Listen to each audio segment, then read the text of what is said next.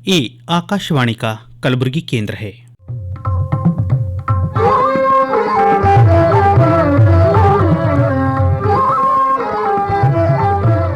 प्रस्तुत है हमारा मासिक हिंदी कार्यक्रम नवरस।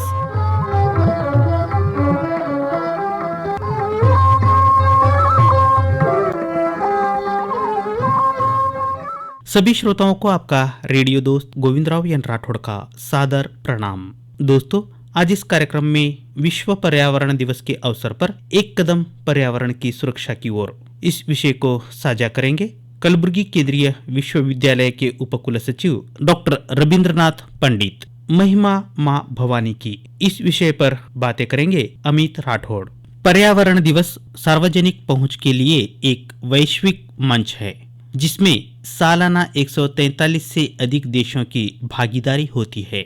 पर्यावरण की रक्षा के लिए लोगों को प्रोत्साहित करने हेतु हर वर्ष जून 5 को विश्व पर्यावरण दिवस मनाया जाता है। संयुक्त राष्ट्र पर्यावरण कार्यक्रम यानी UNEP इस उत्सव में अहम भूमिका निभाता है। UNEP पर्यावरण पर अधिक ध्यान कैसे और क्यों देना चाहिए, इस विषय के बारे में जागरूकता बढ़ाने के लिए निजी तौर पर भागीदारी और सामुदायिक सभाओं के माध्यम से विभिन्न कार्यक्रमों का आयोजन करता है। संसाधनों का बढ़ता दोहन और प्रदूषण पर्यावरण के लिए सबसे बड़े खतरे में से कुछ है। ये सुनिश्चित करने के लिए कि दुनिया भर के लोग इसके बारे में जानते हैं, UNEP ने 5 जून को विश्व पर्यावरण दिवस के रूप में घोषित किया है। विश्व पर्यावरण दिवस पर्यावरण को समर्पित एक दिन है और पर्यावरण के मुद्दों के बारे में आम लोगों में जागरूकता फैलाने के लिए मनाया जाता है। ये विभिन्न समाजों और समुदायों के लोगों को उत्सव में सक्रिय रूप से भाग लेने के साथ साथ पर्यावरणीय सुरक्षा उपायों को विकसित करने में सक्रिय भूमिका निभाने के लिए प्रोत्साहित करता है। आइए दोस्तों, अब हम ज्यादा समय जाया न करते हुए सुनेंगे विश्व पर्यावरण दिवस के अवसर पर एक कदम पर्यावरण की सुरक्षा की ओर साझा करेंगे कलबुर्गी केंद्रीय विश्वविद्यालय के उपकुल सचिव डॉक्टर रविंद्रनाथ पंडित। विश्व पर्यावरण दिवस पर्यावरण की रक्षा के लिए लोगों को प्रोत्साहित करने हेतु हर साल 5 जून को विश्व पर्यावरण दिवस मनाया जाता है। संयुक्त राष्ट्र पर्यावरण कार्यक्रम यानी कि UNEP इस उत्सव में अहम भूमिका निभाता है। UNEP पर्यावरण पर अधिक ध्यान कैसे और क्यों देना चाहिए, इस बारे में जागरूकता बढ़ाने के लिए निजी तौर पर भागीदारी और सामुदायिक सभाओं के माध्यम से विभिन्न कार्यक्रमों का आयोजन करता है। हर साल विश्व पर्यावरण दिवस की एक अलग थीम होती है जो वैश्विक महत्व के लिए महत्वपूर्ण पर्यावरणीय मुद्दे पर प्रकाश डालती है। इस बार विश्व पर्यावरण दिवस 2023 की थीम है बीट प्लास्टिक पोल्यूशन, यानी कि ये अभियान के तहत प्लास्टिक प्रदूषण का समाधान कैसे किया जाए। बदलते समय में जहां प्लास्टिक के सामानों थैलियों का उपयोग बहुत ज्यादा हो रहा है, अतः प्लास्टिक से मुक्ति दिलाने के लिए ही इस बार की थीम रखी गई है। साथ ही इसे ऐसा भी समझा जा सकता है कि वन जंगलों में अधिक से अधिक पेड़ पौधे लगाकर उन्हें नया जीवन देना तथा जगह जगह तालाब बनाकर वर्षा के जल को संरक्षण करना चाहिए। पर्यावरण हमारे आसपास का परिवेश है जो हमें चारों ओर से घेरे हुए है। सरल शब्दों में कहें तो सभी तत्व तथा परिस्थितियां जो हमें चारों ओर से घेरे हुए हैं उसे पर्यावरण कहते हैं। पर्यावरण को विभिन्न विषयों में प्राकृतिक वास, जनसंख्या, पारिस्थितिकी एवं जीव मंडल जैसी शब्दावली से जाना जाता है। यदि हम इस शब्द का ही संधि विच्छेद करें तो यह 2 शब्दों से मिलकर बना है, परि और आवरण। परि से तात्पर्य है हमारे चारों ओर तथा आवरण का तात्पर्य है परिवेश, अर्थात हमारे चारों ओर पृथ्वी पर फैली प्रत्येक वस्तु हमारे पर्यावरण का हिस्सा है। यह मूलतः मौलिक तथा जैविक तत्वों के पारस्परिक संबंध से बना है। पर्यावरण के मौलिक तत्वों में स्थान, भू आकृतियां, जलाशय, जलवायु, जल अपवाह, शैल, मृदा, खनिज संपत्ति आदि सम्मिलित हैं, जबकि जैविक तत्व में मानव, पशु, पक्षी एवं वनस्पति सम्मिलित हैं। हमारी पृथ्वी जो हमारा घर है, जहाँ हम मनुष्य, पशु पक्षी, पौधे निवास करते हैं, इसके ही पर्यावरण के संरक्षण के लिए विश्व पर्यावरण दिवस हर साल 5 जून को मनाया जाता है। इसकी शुरुआत साल 1972 में मानव पर्यावरण पर आयोजित संयुक्त राष्ट्र सम्मेलन के दौरान हुई थी। पहला विश्व पर्यावरण दिवस जून 5, 1974 को केवल एक पृथ्वी ओनली वन अर्थ स्लोगन या थीम के तहत मनाया गया था, जिसमें तत्कालीन प्रधानमंत्री श्रीमती इंदिरा गांधी जी ने भाग लिया था। इसी सम्मेलन से संयुक्त राष्ट्र पर्यावरण कार्यक्रम अर्थात UNEP की भी स्थापना की गई थी। इस विश्व पर्यावरण दिवस यानी कि वर्ल्ड एनवायरनमेंट डे को मनाने का उद्देश्य विश्व के लोगों के भीतर पर्यावरण के प्रति जागरूकता लाना तथा साथ ही प्रकृति के प्रति अपने कर्तव्य का निर्वहन करना भी है। इसी विषय पर विचार करते हुए 19 नवंबर 1986 को पर्यावरण संरक्षण अधिनियम लागू किया गया तथा 1987 से हर वर्ष पर्यावरण दिवस की मेजबानी करने के लिए अलग अलग देश को चुना गया है। पारिस्थितिकी तंत्र का पुनर्निर्माण विषय के साथ सन 2021 से सन 2030 तक संयुक्त राष्ट्र दशक की घोषणा भी की गई थी, जिसका उद्देश्य हमारे पर्यावरण को हुई क्षति की भरपाई करना है। चाहे वो जंगल हो, पहाड़ हो, मरुभूमि हो या सागर हो, प्रत्येक का पुनर्निर्माण करना इस दशक का उद्देश्य रखा गया। संयुक्त राष्ट्र महासभा ने 1972 में स्टॉकहोम सम्मेलन के दौरान 5 जून को विश्व पर्यावरण दिवस के रूप में घोषित किया। यह पर्यावरण संरक्षण को एक प्रमुख मुद्दा बनाने वाला पहला विश्व सम्मेलन था। UNEP की स्थापना उसी वर्ष हुई थी। विश्व पर्यावरण दिवस पहली बार 1973 में मनाया गया था। आज 193 सदस्य राज्य UNEP का हिस्सा हैं और विभिन्न कार्यक्रमों का आयोजन करके इस दिन को चिन्हित करते हैं। वर्ष 2022 UNEP ने अपने अस्तित्व के 50 वर्ष मनाए हैं। हमारी धरती पर पिछले कुछ सालों से भूकंप, बाढ़, सुनामी जैसे घटनाएं तेजी से बढ़ रही हैं। प्रकृति की इन आपदाओं में जान माल का खूब नुकसान होता है। दरअसल हमारी धरती के इकोसिस्टम में आए बदलावों और तेजी से बढ़ती ग्लोबल वार्मिंग के कारण ही ये सब हो रहा है। वैज्ञानिकों ने इन आपदाओं के लिए हमारे प्राकृतिक संसाधनों के अंधाधुंध इस्तेमाल को जिम्मेदार ठहराया है। उनकी माने तो आज हमारी धरती अपने भार से कहीं अधिक भार वहन कर रही है। अगर यही हाल रहा तो सन 2030 तक हमें रहने के लिए दूसरे एक और ग्रह की आवश्यकता होगी। मानव ने हमेशा अपने विकास के लिए प्राकृतिक संसाधनों का दोहन करने का प्रयास किया है। इसके लिए विश्व के सभी देश अपनी प्रगति के लिए प्रकृति के संसाधनों का दोहन कर रहे हैं, जिसका परिणाम है कि प्रदूषण का स्तर काफी तेजी से बढ़ता जा रहा है। हम अपनी सुख सुविधा के लिए अधिकाधिक पेट्रोलियम जैसे पदार्थों का उपयोग करते हैं, घर को वातानुकूलित रखने के लिए AC का उपयोग करते हैं तथा साथ ही कारखानों से निकले वाले जैविक पदार्थ जो सुविधा के अनुसार कहीं भी छोड़ दिए जाते हैं, प्रदूषण को बढ़ावा देने में अपना योगदान दे रहे हैं, जिससे पृथ्वी का बुखार अथवा तापमान लगातार बढ़ रहा है। ऐसे में यदि इसे भी कम ना किया गया तो मानव सभ्यता को नष्ट होने में अधिक समय नहीं लगेगा। इस प्रदूषण का भयानक परिणाम यह हो सकता है कि इस पृथ्वी पर जीवन की परिकल्पना करना भी असंभव हो जाएगा।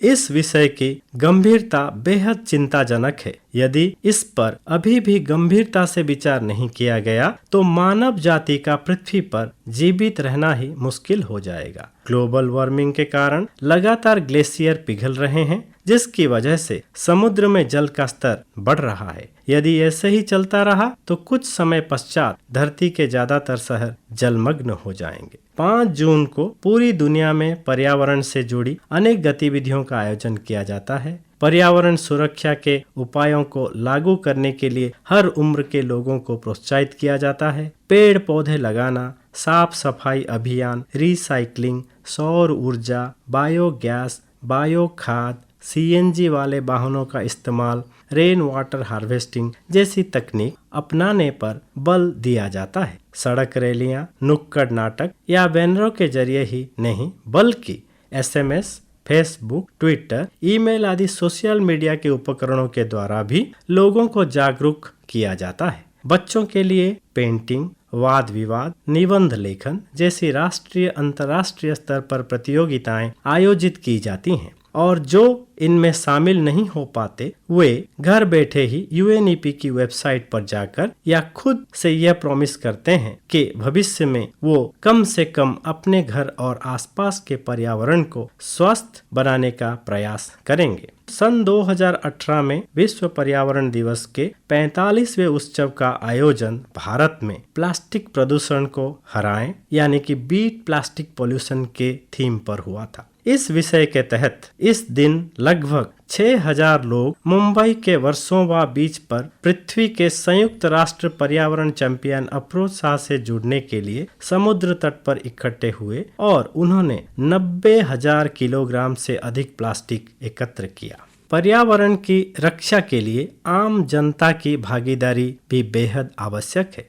आम लोगों को भी इसमें योगदान देना है। इसके लिए वो अपने आसपास के वातावरण को स्वच्छ रखें, सड़क पर कूड़ा ना फेंकें और न ही कूड़े में आग लगाएं। कूड़ा रिसाइकलिंग के लिए भेजें। प्लास्टिक, पेपर, कचरे के लिए बने अलग अलग कूड़ेदान में कूड़ा डालें ताकि वह आसानी से रिसाइकल के लिए जा सके। वाहन चालक निजी वाहन की बजाय कारपूलिंग, गाड़ियों, बस या ट्रेन का उपयोग करें। कम दूरी के लिए साइकिल चलाना पर्यावरण और सेहत के लिहाज से बेहतर है। पानी बचाने के लिए घर में लो फ्लशिंग सिस्टम लगवाएं जिससे शौचालय में पानी कम खर्च हो। शावर से नहाने के बजाय बाल्टी से नहाएं। ब्रश करते समय पानी का नल बंद रखें। हाथ धोने में भी पानी धीरे चलाएं। गमलों में लगे पौधों को बाल्टी मग से पानी दें। नल में कोई भी लीकेज हो तो उसे प्लम्बर से तुरंत ठीक करवाएं ताकि पानी का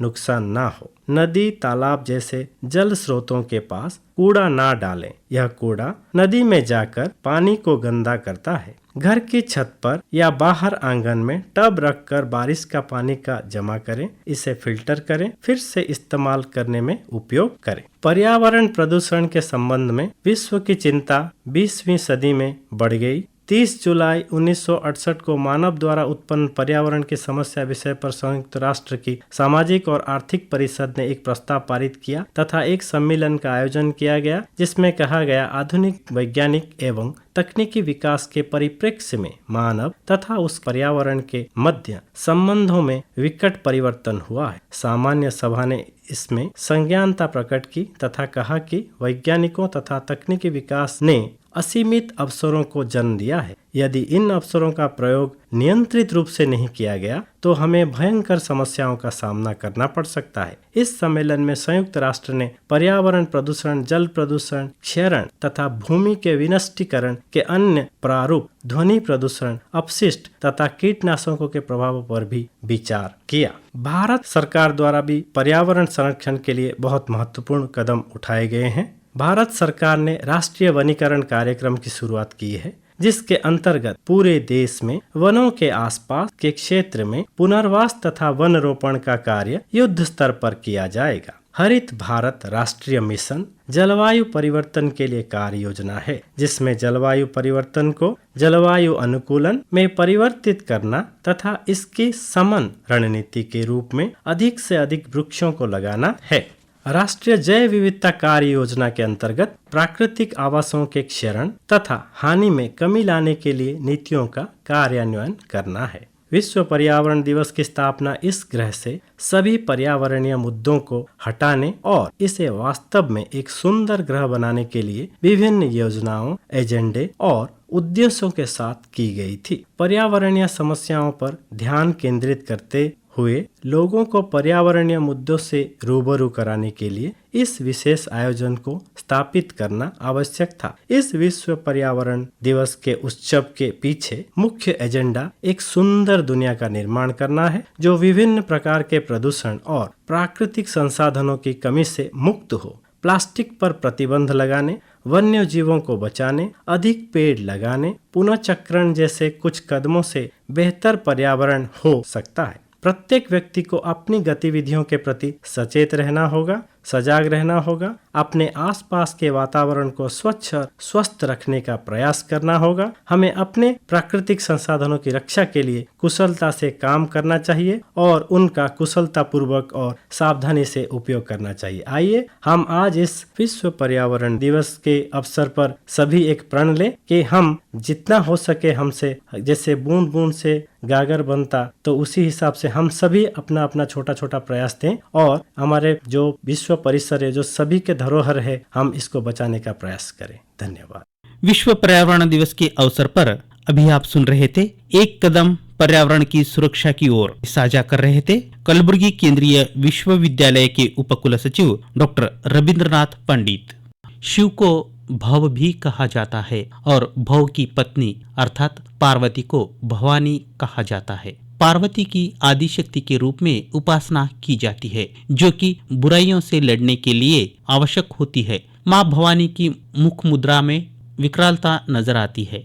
उनका वाहन शेर है, जो कि पराक्रम और शक्ति का प्रतीक है। उनके हाथों में एक शस्त्र है जो शत्रुओं का नाश करता है। लोक व्यवहार में तलवार को भी भवानी कहते हैं, जिसका प्रयोग शत्रुओं या असुरों का नाश करने के लिए किया जाता है। अर्थात दोनों ही अर्थों में भवानी शब्द का मतलब एक ही है। धार्मिक अनुष्ठान से हटकर देखे तो धर्म का एक पक्ष साधना, करुणा, सहायता करना आदि भी होता है और धर्म का दूसरा पक्ष अनीति का विरोध करना होता है। इसके बिना धर्म ना तो पूर्ण होता है और ना ही सुरक्षित। सज्जनता की रक्षा के लिए दुष्टता का विरोध करना ही पड़ता है और इस प्रतिरोधक शक्ति को ही भवानी कहते हैं।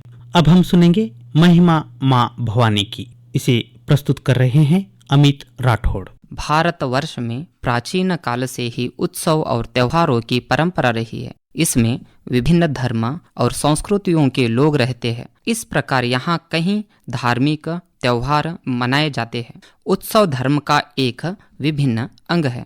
भारत में रहने वाले लोग त्योहारों के प्रति अनेकता में एकता के प्रतीक है।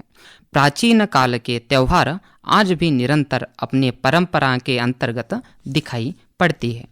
शास्त्र में नवरात्रि का त्योहार मनाए जाने के पीछे दो कारण बताए गए हैं। पहली पौराणिक कथा के अनुसार महिषासुर नाम का एक राक्षस था जो ब्रह्मा जी का बड़ा भक्त था। उसने अपने तप से ब्रह्मा जी को प्रसन्न करके एक वरदान प्राप्त कर लिया। वरदान में उसे देव, दानव या पृथ्वी पर रहने वाले कोई मनुष्य मार न पाए।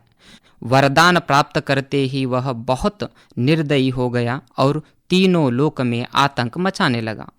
उसके आतंक से परेशान होकर देवी देवताओं ने ब्रह्मा, विष्णु, महेशा के साथ मिलकर माँ शक्ति के रूप में दुर्गा को जन्म दिया। माँ दुर्गा और महिषासुर के बीच 9 दिनों तक भयंकर युद्ध हुआ और 10वें दिन माँ दुर्गा ने महिषासुर का वध कर दिया।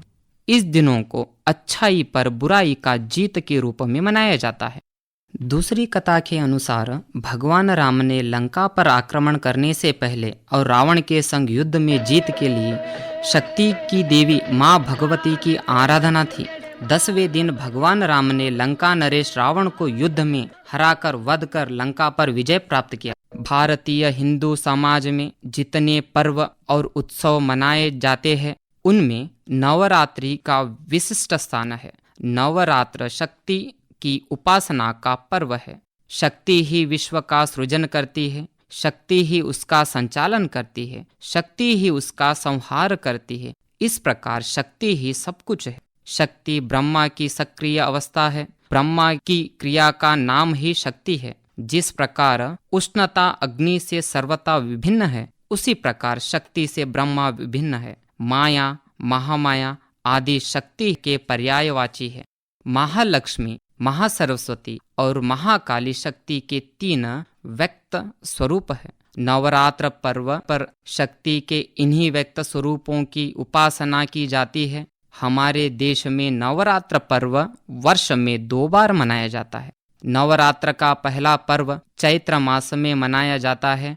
इसका आरंभ चैत्र शुक्ल प्रतिपदा से होता है। हिंदू जन अपने अपने घरों में कलश स्थापना कर दुर्गा पाठ या तो फिर स्वयं करते हैं या अपने कुल पुरोहितों से करवाते हैं।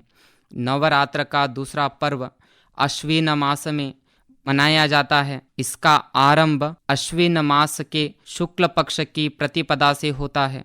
नवमी को दुर्गा पाठ तथा हवन के पश्चात इसका समापन होता है। यह उत्तर भारत में ही नहीं, गुजरात, बंगाल, महाराष्ट्र, कर्नाटका आदि राज्यों में बड़े हर्ष और उल्लास के साथ मनाया जाता है। अश्विन शरद ऋतु का महीना है। शरद ऋतु में प्रकृति की छटा दर्शनीय होती है। शक्ति की उपासना के लिए यह सर्वोत्तम समय होता है। इसलिए लोग शरद की स्वच्छ चांदनी में शक्तिवर्धक खेलों का आयोजन करते हैं। गुजरात में गरबा नृत्य का आयोजन रात होने पर चारों ओर से छेद वाले मिट्टी के मटके में घी का दीपक जला दिया जाता है और फिर गांव के मुख्य चौक में उस मटके को ऊंचे स्थान पर रखकर उसके चारों ओर स्त्री पुरुष एक साथ अथवा अलग अलग से नृत्य करते हैं, देवियों की स्तुति करते हैं और तालियां बजा बजा कर अपने हर्ष उल्लास प्रकट करते हैं। वे 9 दिनों तक व्रत रखते हैं और फलहार करते हैं। इन दिनों अवगढ़ पहाड़ पर स्थित कालिका मंदिर तथा अबो पहाड़ पर स्थित अंबाजी माता का मंदिर में उपासकों को विशेष पहल चहल रहती है। महाराष्ट्र में भी यह पर्व घर घर बड़ी श्रद्धा और भक्ति के साथ मनाया जाता है, परंतु बंगाल में यह पर्व जितनी धूमधाम से मनाया जाता है उतना भारत में अन्य किसी राज्य में नहीं मनाया जाता। बंगाली शक्ति के उपासक है, इसीलिए अश्विन मास में नवरात्र उनका मुख्य पर्व है। यह दुर्गा पूजा के नाम से प्रसिद्ध है। बंगाली लोग दशभुजी दुर्गा की पूजा करते हैं।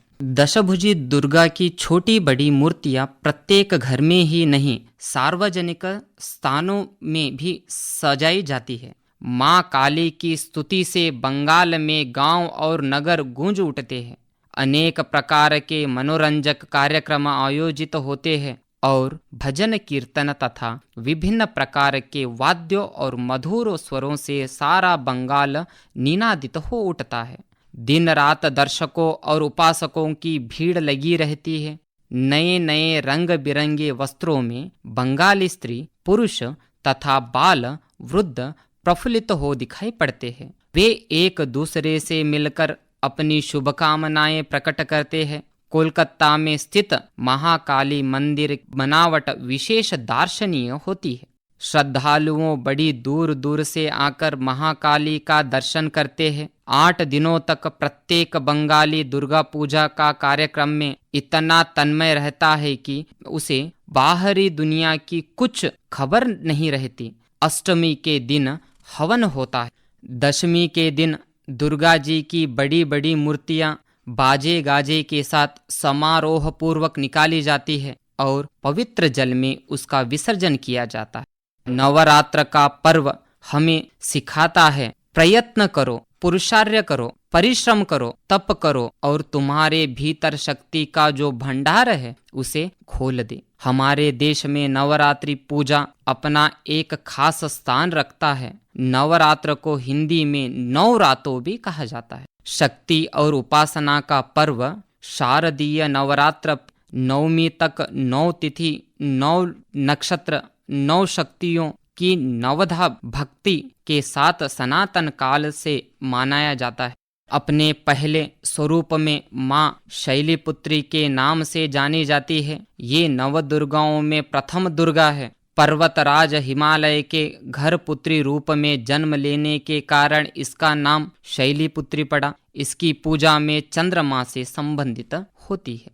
नवरात्र पर्व के दूसरे दिन माँ ब्रह्मचारिणी की पूजा अर्चना की जाती है। इन्होंने भगवान शंकर को पति रूप में पाने के लिए घोर तपस्या की थी। इस कारण इन्हें ब्रह्मचारिणी नाम से जाना जाता है। ब्रह्मचारिणी की पूजा से मंगल ग्रह के बुरे प्रभाव कम होते हैं। माँ दुर्गा की तीसरी शक्ति का नाम चंद्रघटा है। नवरात्र में तीसरे दिन इनकी पूजा होती है। इनके मस्तक पर घंटे के आकार का आधा चंद्रा है, जिससे इनका नाम यह पड़ा है। इस देवी की पूजा से शुक्र ग्रह के बुरे प्रभाव दूर होते हैं। नवरात्र पूजन के चौथे दिन देवी कुष्मांडा के स्वरूप की उपासना की जाती है।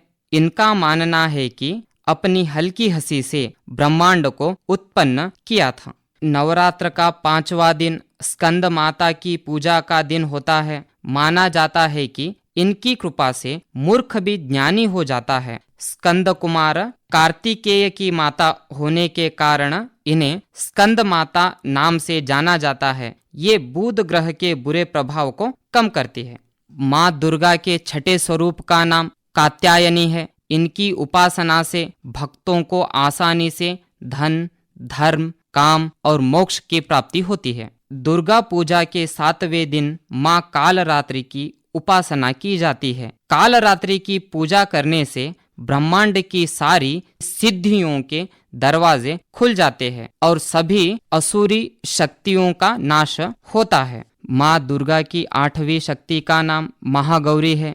इनकी आयु 8 साल की मानी गई है। इनके सभी आभूषण और वस्त्र सफेद होने की वजह से इन्हें श्वेतांबर धारा भी कहा गया है। इनकी उपासना करने से राहु के बुरे प्रभाव कम होते हैं। नवरात्र के अंतिम दिवस पर देवी सिद्धिदात्री की उपासना की जाती है। इस दिन शास्त्रीय विधि विधान और पूर्ण निष्ठा के साथ साधना करने वालों को सभी सिद्धियों की प्राप्ति हो जाती है। यदि इस पर्व को वैज्ञानिक दृष्टिकोण से देखें तो नवरात्र ऋतु संधि काल में आता है, यानी जब 2 ऋतुओं का समागत होता है उस दौरान शरीर में वात, पित्त, कफ समायोजन घट जाता है। रोग प्रतिरोधक तंत्र कमजोर हो जाता है। ऐसे में इम्यून सिस्टम मजबूत करने के लिए 9 दिन माता के पूजन व व्रत करके अनुशासन युक्त जीवन जीने से शरीर की साफ सफाई होती है, ध्यान से मन की शुद्धि होती है और हवन से वातावरण शुद्ध होता है। महिमा माँ भवानी की इस विषय पर अमित राठौड़ की बातें अब तक आप सुन रहे थे।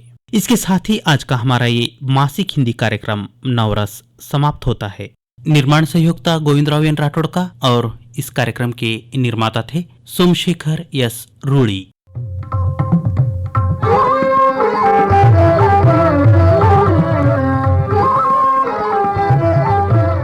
अब आपके रेडियो दोस्त गोविंदराव एन राठौड़ को अनुमति दीजिए। शुभ रात्रि।